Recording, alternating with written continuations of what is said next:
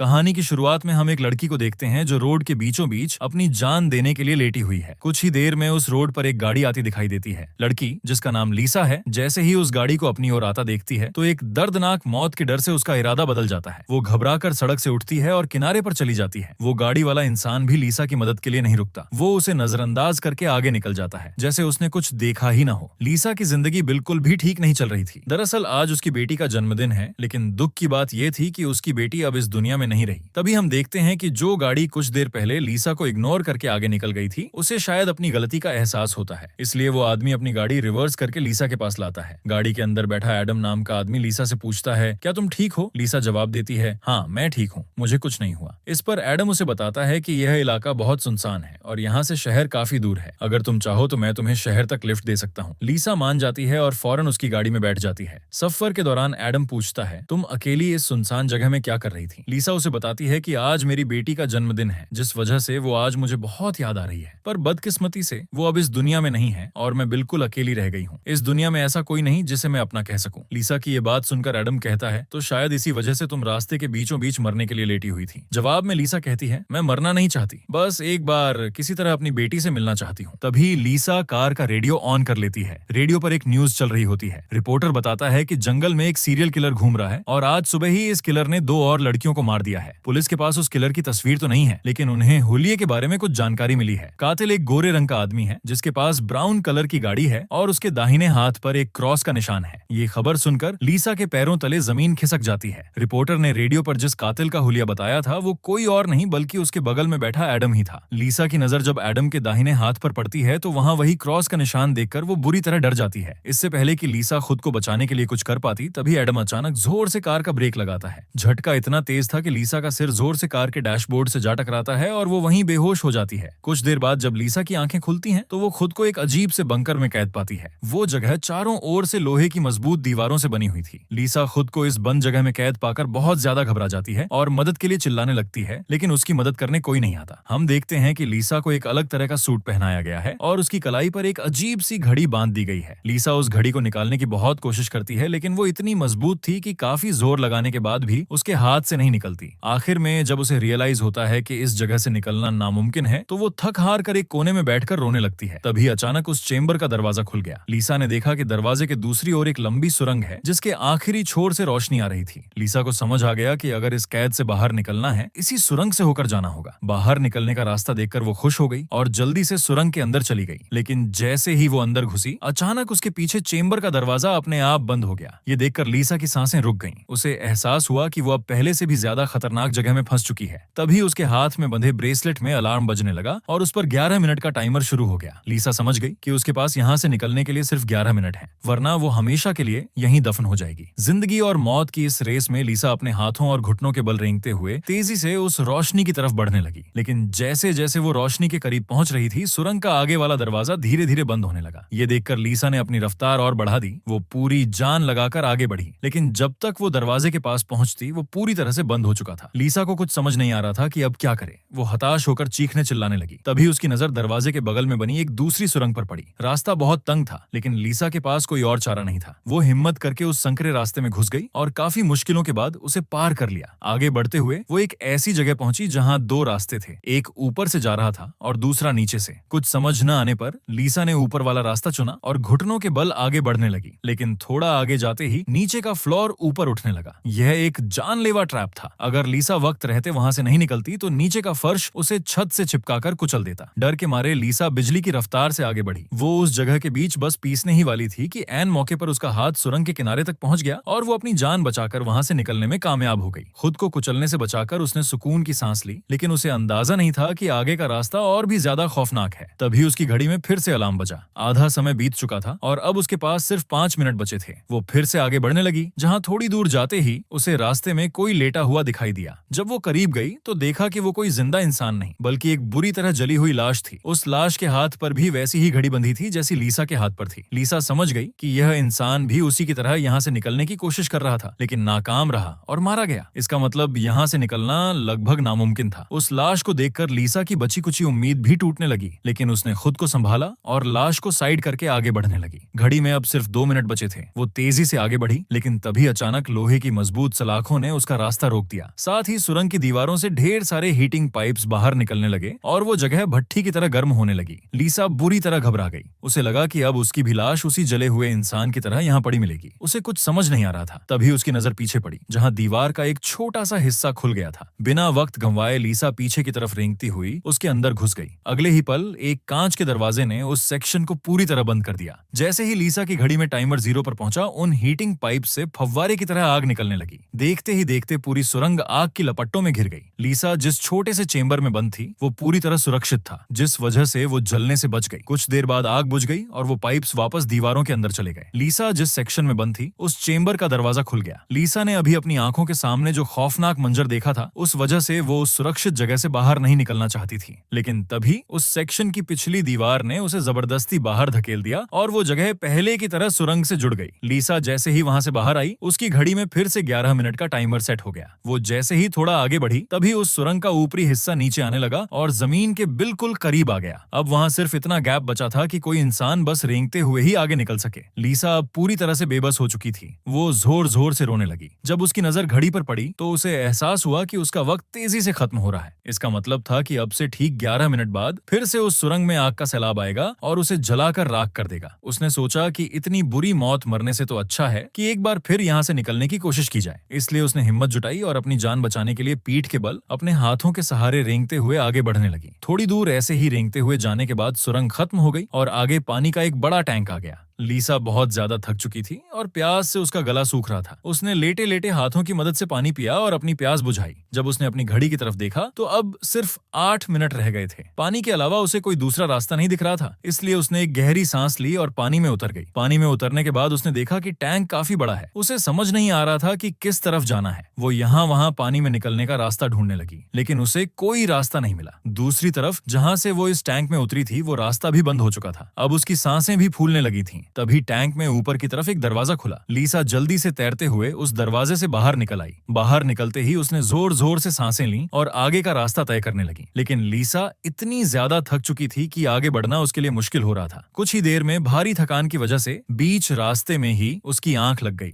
लेकिन तभी लीसा के कानों में किसी के चीखने की आवाज गूंज उठी। वहां और भी कोई था जो मदद के लिए पुकार रहा था। उसकी आवाज सुनकर लीसा के अंदर बचने की उम्मीद फिर से जाग उठी। वो जल्दी से उठी और उस आवाज का पीछा करने लगी। अचानक रास्ते में एक जगह उसके ठीक नीचे जमीन हट गई और एक दरवाजा खुला, जिसके अंदर उबलता हुआ एसिड भरा था। लीसा उस एसिड में गिरने से बाल बाल बची। वो एसिड इतना खतरनाक था कि लोहे को भी कुछ सेकंड में पिघला देता। लीसा ने अपनी समझदारी दिखाने के लिए अपने कपड़े का एक टुकड़ा काटा और उसे टेस्ट करने के लिए एसिड में डाल दिया। कपड़ा गिरते ही कुछ सेकंड में काली राख में बदल गया। यह देखकर वो बहुत ही संभल कर आगे बढ़ी। उसने अपने हाथों और पैरों को उस गड्ढे के किनारों पर जमाया और उस जगह को पार करने लगी। वो लगभग पार कर ही चुकी थी कि तभी उसका एक घुटना एसिड में छू गया। लीसा दर्द से चीख पड़ी। खुशकिस्मती से उसके सूट की वजह से उसका पैर गलने से बच गया, लेकिन उसके घुटने पर एक गहरा जख्म बन गया था। अच्छी बात यह थी कि अब वो मदद की आवाज काफी करीब से आ रही थी। लीसा अपना दर्द भूलकर फिर से उस आवाज का पीछा करने लगी और आखिरकार वो एक लोहे की ग्रिड के पास जा पहुंची। उससे कुछ दूरी पर एक और ग्रिड थी जिसके पीछे एक आदमी मौजूद था। उस आदमी ने भी लीसा की तरह ही वही सूट और घड़ी पहन रखी थी। लीसा उसे देखकर चिल्लाई, मेरी बात सुनो, हम दोनों यहाँ फंसे हुए हैं। अगर हम एक दूसरे की मदद करें तो यहाँ से निकल सकते हैं। लेकिन वह आदमी काफी लंबे समय से उस सुरंग में कैद था, जिस वजह से उसका दिमाग पूरी तरह हिल चुका था। वह पागलों की तरह कभी लीसा को गालियां बकता तो कभी गिड़गिड़ाते हुए सॉरी बोलने लगता। वह सनक भरी हंसी के साथ कहता, वो लोग जल्द ही वापस आएंगे और हम दोनों को मार देंगे। ये कहकर वह जोर जोर से हंसने लगा। तभी लीसा ने देखा कि उसके हाथ में बंधी घड़ी में 60 सेकंड की उल्टी गिनती शुरू हो गई है। दीवारें गर्म होने लगीं और वो जानलेवा हीटिंग पाइप्स दोबारा बाहर निकल आए। इस बार बचने के लिए जो सेफ सेक्शन खुला वो लीसा और उस आदमी के बिल्कुल बीचों बीच था। मुसीबत यह थी कि उस जगह में सिर्फ एक ही इंसान के छिपने की जगह थी। यानी अब या तो वह पागल आदमी बचेगा या फिर लीसा। अगले ही पल लीसा और उस आदमी के सामने लगी लोहे की ग्रिड हट गई। दोनों अपनी जान बचाने के लिए उस चेंबर की तरफ दौड़ पड़े। दोनों एक साथ वहां पहुंचे और एक दूसरे को मारने लगे। जिंदगी और मौत की उस लड़ाई में कभी लीसा उस पागल आदमी को चेंबर से बाहर धकेल देती तो कभी वह आदमी लीसा को बाहर फेंक देता। लेकिन आखिर में जैसे ही वक्त खत्म होने वाला था, लीसा ने पूरी ताकत लगाकर उस आदमी को लात मारी और उसे चेंबर से बाहर कर दिया। वह आदमी हार मानने वाला नहीं था। उसने गिरते गिरते लीसा का पैर पकड़कर उसे भी बाहर खींचने की कोशिश की। तभी 60 सेकंड खत्म हो गए और उस चेंबर का शीशे वाला दरवाजा तेजी से बंद हुआ। दरवाजा इतनी जोर से बंद हुआ कि उस आदमी का हाथ कटकर अलग हो गया और वो बाहर ही रह गया। दर्द से वह आदमी बुरी तरह चिल्ला उठा। तभी लीसा की नजर उस आदमी के कटे हुए हाथ पर पड़ी जिस पर एक क्रॉस का टैटू बना हुआ था। उस टैटू को देखते ही लीसा को झटका लगा। वो समझ गई कि यह आदमी कोई और नहीं बल्कि उसे कार में लिफ्ट देने वाला सीरियल किलर एडम है। लीसा की सारी कंफ्यूजन दूर हो गई। पहले उसे लग रहा था कि एडम ने ही उसे यहाँ कैद करके रखा है, लेकिन उसकी यह सोच गलत थी क्योंकि वो बेचारा तो खुद एक शिकार था और अब मौत के मुंह में खड़ा था। इतने में ही घड़ी का 11 मिनट का वक्त पूरा हो गया और उन हीटिंग पाइप से निकलती तेज आग ने देखते ही देखते एडम को जलाकर राख में बदल दिया। अपनी आंखों के सामने एडम की इतनी भयानक मौत देखकर लीसा डर के मारे कांपने लगी। कुछ देर बाद जब आग बुझी तो सेक्शन के अंदर मौजूद एक छोटी सुरंग से एक रोबोट बाहर आया। उसका चेहरा एक भयानक स्केलेटन जैसा था। लीसा डर गई, लेकिन उस रोबोट ने लीसा को कोई नुकसान नहीं पहुंचाया। उसने लीसा के पास आकर उसके एसिड से जले हुए घुटने का इलाज किया और उसे ठीक कर दिया। लीसा ने हैरान होकर पूछा, तुम कौन हो और मुझे यहाँ क्यों लाए हो? जवाब में उस रोबोट के मुंह से एक टूल निकला और वो सीधा लीसा के सूट के साथ कनेक्ट हो गया। उस टूल के जुड़ते ही लीसा के दिमाग में एक तेज झटका लगा और उसे फ्लैशबैक की सारी बातें याद आने लगीं। उसे याद आया कि जब वो कार में एडम के साथ थी तो उसे एडम की सच्चाई पता चल गई थी। उस वक्त उन दोनों के बीच हाथापाई हुई थी। उसी दौरान एडम ने लीसा के सीने पर चाकू से वार किया था और उसे मरा हुआ समझकर चलती कार से बाहर फेंक दिया था। उसी पल लीसा को याद आया कि जब एडम ने उसे कार से फेंका था तब आसमान से उसकी ओर एक तेज सफेद रोशनी आई थी, जिसके बाद लीसा वापस प्रेजेंट में आ जाती है। लीसा को अब एक बात समझ आ गई थी कि उन एलियंस ने ही उस दरिंदे एडम से उसकी जान बचाई थी और वही उसे यहाँ लाए थे। लेकिन वो उसे यहाँ क्यों लाए थे ये बताए बिना ही वो रोबोट वहां से चला गया। लीसा ये भी समझ जाती है कि ये लोग जो भी हैं वे उसे मारना नहीं चाहते, बस उसे इस गेम को पार करना होगा, तभी वो यहाँ से जिंदा निकल पाएगी। लीसा अब आगे का रास्ता तय करने के लिए उस चेंबर से बाहर आ गई। एडम का कटा हुआ हाथ अभी भी वहीं पड़ा हुआ था। उसी समय लीसा को उस कटे हाथ पर बंधी घड़ी के टाइमर के नीचे कुछ अजीब से सिंबल्स दिखाई दिए। लीसा उन सिंबल्स का मतलब समझने की कोशिश कर ही रही थी कि तभी एक तेज घूमता हुआ बड़ा सा पंखा उसकी ओर आने लगा। उसे देखकर लीसा अपनी जान बचाने के लिए पीछे हटने लगी और बाल बाल बचते हुए एक छेद के जरिए ऊपर की सुरंग में चली गई। तभी अचानक उसे सुरंग के ऊपर से किसी के चलने की भारी आवाज सुनाई दी। वो आवाज एक जगह जाकर रुक गई। ठीक उसी जगह सुरंग का ढक्कन खुला और उसमें से एक भयानक सा क्रीचर नीचे उतरा। वो दिखने में तो इंसान था, लेकिन जानवरों की तरह गुर्रा रहा था। उसका शरीर पूरी तरह से जल चुका था और उसकी आंखें सफेद पत्थर की तरह चमक रही थीं। तभी लीसा की नजर उसके हाथ की तरफ गई। उसका एक हाथ कटा हुआ था। ये देखकर लीसा के रोंगटे खड़े हो गए। वो समझ गई कि यह कोई और नहीं बल्कि एडम है, जो आग में जलने के बाद अब एक राक्षस में बदल चुका है। अब वो लीसा को मारना चाहता था। एडम की आंखें जल चुकी थीं, इस वजह से वो लीसा को देख तो नहीं सकता था, पर वो सुन बहुत तेज सकता था। लीसा अपनी सांसें रोककर चुपचाप धीरे धीरे आगे बढ़ने लगी, लेकिन तभी गलती से उसकी घड़ी जमीन से टकरा गई और एक हल्की सी आवाज गूंज उठी। एडम को तुरंत उसकी भनक लग गई और वो खूंखार जानवर की तरह तेजी से लीसा को मारने के लिए उसकी तरफ लपका। लीसा उसके हाथ लगने ही वाली थी कि ऐन मौके पर वो एक पतली सुरंग के जरिए उस पार निकल गई। एडम का शरीर बड़ा था और उसे कुछ दिखाई नहीं दे रहा था, जिस वजह से वो उस तंग जगह को पार नहीं कर पाया। लीसा उस सुरंग से आगे बढ़ती हुई एक ऐसी जगह पर पहुंची जहां उसके पास आगे जाने के लिए दो रास्ते थे। लीसा को कुछ समझ नहीं आ रहा था कि किस रास्ते को चुनना चाहिए।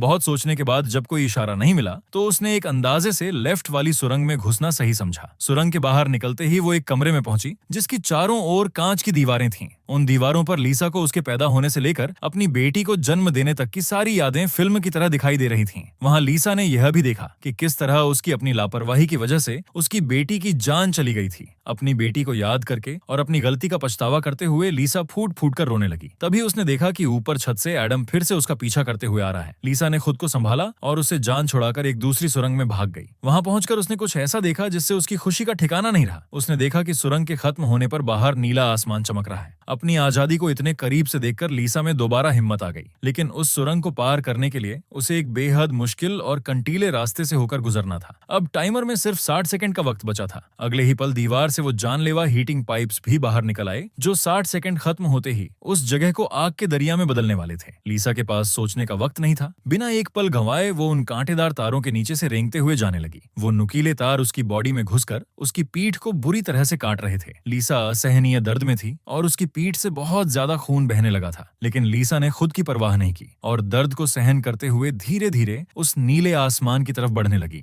तभी पीछे सुरंग में एक चेंबर खुला जिसमें एडम झट से जाकर छिप गया। अब कुछ ही देर में आग का सैलाब आने वाला था। खून से लथपथ लीसा बाहर निकलने की कोशिश में थी, लेकिन बहुत ज्यादा खून बहने की वजह से अब आगे बढ़ना उसके लिए मुश्किल हो रहा था। उसकी आंखों के सामने अंधेरा छा रहा था। तभी 60 सेकंड खत्म हो गए और अगले ही पल वहां आग बरसनी शुरू हो गई। इससे पहले कि वो आग का तूफान लीसा को भी अपनी चपेट में लेता, लीसा के ठीक नीचे एक द्वार खुला और वो नीचे एक चेंबर में जा गिरी और बेहोश हो गई। थोड़ी देर बाद जब लीसा की आंख खुली तो उसने देखा कि वो फिर से उसी जगह पर आ गई है जहाँ से उसने अपना सफर शुरू किया था। यानी अब तक उसने यहाँ से निकलने की जितनी भी मेहनत की थी वो सारी बेकार चली गई। ये देखकर लीसा अब पूरी तरह से टूट चुकी थी। तभी वो रोबोट उसकी मरहम पट्टी के लिए दोबारा आ गया। लीसा ने उसे रोका क्योंकि वो दोबारा ये सब दोहराने के लिए तैयार नहीं थी। उसने रोबोट से कहा कि मैं अब और नहीं लड़ सकती, मैं सिर्फ मरना चाहती हूँ। उस रोबोट ने लीसा की बात मान ली और उसके मुंह से एक इंजेक्शन निकलकर लीसा के शरीर की तरफ बढ़ने लगा। तभी अचानक लीसा को एडम के हाथ पर बने हुए निशान याद आ गए। वो समझ गई कि जरूर वो निशान यहाँ से बाहर निकलने का रास्ता बताते हैं। इसलिए उसने रोबोट को रोका और अपने खून से दीवार पर एडम के हाथ पर बने हुए निशान बनाने लगी, जिसे काफी गौर से देखने के बाद लीसा को पता लगा कि यह तो एरो हैं जो यहाँ से निकलने की डायरेक्शन बताते हैं। जैसे कि पहला एरो लेफ्ट साइड की तरफ मुड़ा हुआ था, जिसका मतलब रास्ते में आने वाली पहली 2 सुरंगों में से उसे लेफ्ट साइड वाली सुरंग के अंदर जाना चाहिए था। दूसरे नंबर का एरो राइट साइड की ओर मुड़ा हुआ था, यानी पहली सुरंग को पार करने के बाद जब फिर से एक साथ 2 सुरंगें आएंगी तब राइट साइड वाली सुरंग चुननी होगी। उसे लगा कि जरूर मेरे हाथ की घड़ी के नीचे भी इसी तरह के सिंबल्स बने होंगे जो मेरे लिए बाहर निकलने का सही रास्ता बताएंगे। ये समझते ही लीसा ने उस रोबोट से उसके जख्मों को ठीक करने को कहा। जख्मों की मरहम पट्टी होते ही वह एक नई उम्मीद के साथ फिर से टनल्स में निकल पड़ी। लीसा पहले भी इन रास्तों से गुजर चुकी थी, इसलिए वो बड़ी आसानी से उन सुरंगों को पार करते हुए आगे बढ़ने लगी और उस एसिड से भरे गड्ढे के पास जाकर रुक गई। वहां उसने अपनी घड़ी को एसिड में जलाकर उसे अपनी कलाई से अलग किया। उसकी कलाई पर भी ठीक वैसे ही सिंबल थे जैसे एडम के हाथ पर थे, बस उनमें थोड़ी बहुत चेंजिंग थी।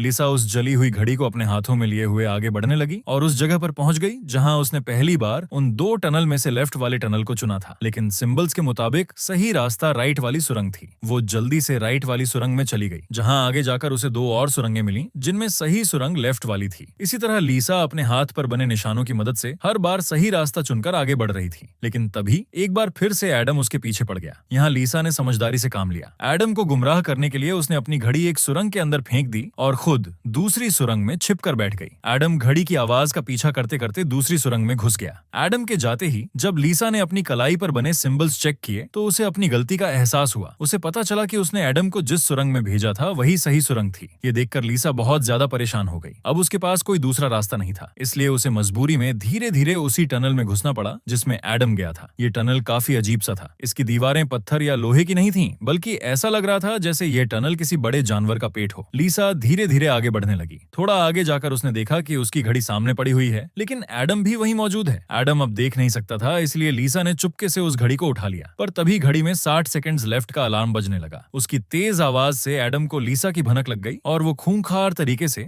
दोबारा लीसा का पीछा करने लगा। उसे बचने के लिए लीसा जिस रास्ते से आई थी उसी रास्ते से वापस भागने लगी। उस वक्त लीसा की घड़ी में 60 सेकंड की उल्टी गिनती शुरू हो चुकी थी और सुरंग से वो जानलेवा हीटिंग पाइप्स भी निकल आए थे। साथ ही सुरंग में बचाव के लिए वो सेफ चेंबर भी खुल चुका था। लीसा ने पूरी जान लगा दी और जल्दी से उस चेंबर में जाकर छिप गई। एडम भी वहां तक पहुंच गया, लेकिन अब काफी देर हो चुकी थी क्योंकि चेंबर का शीशे वाला दरवाजा बंद हो गया था। यहाँ लीसा ने एडम को चिढ़ाने के लिए उसे अपनी बीच वाली उंगली दिखाई। उसे लगा कि अब आग एडम को जला देगी, पर बदकिस्मती से इस बार आग बरसाने वाले हीटिंग ट्यूब्स बिना आग बरसाए ही वापस अंदर चले गए, जिसके बाद चेंबर का दरवाजा भी अपने आप खुल गया और अगले ही पल एडम लीसा पर टूट पड़ा। लीसा भी खुद को बचाने के लिए उस राक्षस से भिड़ गई। उसने उस शैतान के सिर को अपने पैरों से जमीन पर दबा दिया। तभी पीछे से चेंबर की दीवार लीसा को बाहर निकालने के लिए आगे की तरफ धकेलने लगी, जिससे उस शैतान एडम का सिर बुरी तरह कुचल गया। फाइनली लीसा को एडम से हमेशा के लिए छुटकारा मिल गया। लीसा अब अपने रास्ते पर आगे बढ़ने लगी। आगे चलकर उसे वापस 2 रास्ते मिले। उसकी कलाई पर बने सिंबल्स के मुताबिक उसे राइट वाली सुरंग से जाना था और यह उस भूल भुलैया की आखिरी सुरंग थी। लेकिन तभी लेफ्ट वाली सुरंग से एक छोटी लड़की बाहर निकल आई। उसे देख लीसा की आंखें फटी की फटी रह गईं और वो फूट फूट कर रोने लगी। ये लड़की कोई और नहीं बल्कि उसकी अपनी बेटी नीना थी। नीना के मरने के बाद से लीसा ने जीना ही छोड़ दिया था। उसकी बस यही एक ख्वाहिश थी कि वो किसी तरह नीना से मिल पाए और आज उसकी यह ख्वाहिश पूरी हो गई थी। नीना ने अपनी माँ लीसा से कहा, माँ अब दोबारा मुझे फिर से अकेला मत छोड़ना। जिस पर लीसा ने जवाब दिया, नहीं बेटा, मैं हमेशा तुम्हारे साथ रहूंगी। नीना ने कहा, तो फिर आओ मेरे साथ लेफ्ट वाले टनल में चलो। लीसा रोते हुए बोली, नीना मैं तुम्हें फिर से खोना नहीं चाहती, लेकिन सच तो ये है कि तुम पहले ही मर चुकी हो और मेरी मंजिल दूसरी सुरंग में है। इतना कहकर लीसा वहां से जाने लगी। पीछे से नीना उसे पुकारती रही, लेकिन लीसा ने दिल पर पत्थर रखकर उस सुरंग से बाहर कदम बढ़ाया। बाहर आते ही लीसा फूट फूट कर रोने लगी। उसके बाद लीसा ने बिना समय गंवाए राइट वाली सुरंग में दौड़ लगा दी। सुरंग के अंत में उसे खुला आसमान और आजादी दिख रही थी। वो खुश होकर तेजी से आगे बढ़ने लगी, लेकिन तभी उसके रास्ते में 3 बड़े लोहे के ब्लेड्स आ गए जो लगातार तेजी से ऊपर नीचे हो रहे थे, जिन्हें पार करने का मतलब था खुद के टुकड़े करवाना। लेकिन लीसा को हर हाल में यहाँ से निकलना था। उसने गौर किया कि उनमें से पहला ब्लेड हर 4 सेकंड में एक बार नीचे आ रहा है। लीसा उसके करीब पहुंची और जैसे ही वो ब्लेड ऊपर गया, वो 4 सेकंड पूरे होने से पहले झट से उस पार चली गई। उसके बाद वो दूसरे ब्लेड के पास पहुंची। ये ब्लेड हर 3 सेकंड में नीचे आ रहा था। लीसा ने हिम्मत दिखाते हुए उसे भी पार कर लिया, लेकिन आखिरी ब्लेड सिर्फ 2 सेकंड में नीचे आ रहा था, जिसे पार करना लगभग नामुमकिन था। पर आजादी की चाहत में लीसा ने छलांग लगा दी। वो पार तो कर गई, लेकिन बदकिस्मती से उसका एक पैर ब्लेड के बीच आ गया और कटकर अलग हो गया। लीसा का दर्द से बुरा हाल था, लेकिन उसने अपने कटे हुए पैर की परवाह किए बिना रेंगते हुए सुरंग के एंड तक पहुंचने की कोशिश की, जहां उसे खुला आसमान नजर आ रहा था। लेकिन जैसे ही उसने अपना हाथ सुरंग से बाहर निकालने के लिए आगे बढ़ाया, उसका हाथ सामने लगी एक स्क्रीन पर जा लगा। वो खुला आसमान असलियत नहीं बल्कि एक वीडियो था जो स्क्रीन पर चल रहा था। ये देखकर लीसा की उम्मीदें टूट गईं। वो बहुत ज्यादा मायूस हुई। उसने कहा, मैंने वो सब कुछ किया जो मुझे करने को कहा गया था। उसके बाद वो पागलों की तरह हंसने लगी। उसे समझ आ गया कि यहाँ से निकलने का कोई रास्ता नहीं है। तभी सुरंग से हीटिंग पाइप्स निकल आए, क्योंकि अब कुछ देर बाद 11 मिनट का टाइम खत्म होने वाला था। लीसा अब सुकून से अपनी मौत का इंतजार करने लगी, लेकिन इस बार एक चमत्कार हुआ। वो हीटिंग पाइप्स उसे जलाए बिना ही वापस दीवारों के अंदर चले गए। तभी अचानक सुरंग का ऊपर का हिस्सा खुल गया और एक तेज दिव्य रोशनी लीसा पर पड़ी। लीसा का शरीर अपने आप हवा में उठने लगा और धीरे धीरे उस रोशनी में समा गया। थोड़ी देर बाद जब लीसा की आंख खुली तो उसने खुद को एक बेहद खूबसूरत झरने के किनारे पाया। उस जगह की खूबसूरती देखकर लीसा के चेहरे पर बरसों बाद मुस्कान वापस लौट आई। वहां पर नीना भी मौजूद थी। लीसा ने नीना से पूछा, क्या मैं मर चुकी हूँ? इस पर नीना ने मुस्कुराते हुए कहा, तुम्हारा शरीर एक बार नहीं बल्कि अब तक कई बार मर चुका है। लीसा ने फिर से पूछा, तो अब मुझे यहाँ क्या करना है? जिस पर नीना ने जवाब दिया, यहाँ तुम्हें बस जीना है और कुछ नहीं करना। यहाँ हमें पता चलता है कि जिस जगह पर लीसा अब मौजूद थी वो हमारी दुनिया नहीं बल्कि कुछ और ही थी, किसी स्वर्ग की तरह खूबसूरत। इस कहानी का असली सच ये है कि जब लीसा एडम के साथ कार में सफर कर रही थी, तभी एडम ने लीसा के सीने में चाकू मारकर उसे खत्म कर दिया था। मरने के बाद लीसा सीधा नर्क में पहुंच गई थी, वही सुरंगों वाली जगह। वहां बार बार मरने और तकलीफ सहने के बाद उसके सारे पाप धुल गए और आखिर में अपनी हिम्मत की वजह से वो स्वर्ग जा पहुंची। इसी के साथ ये कहानी यहीं खत्म हो जाती है।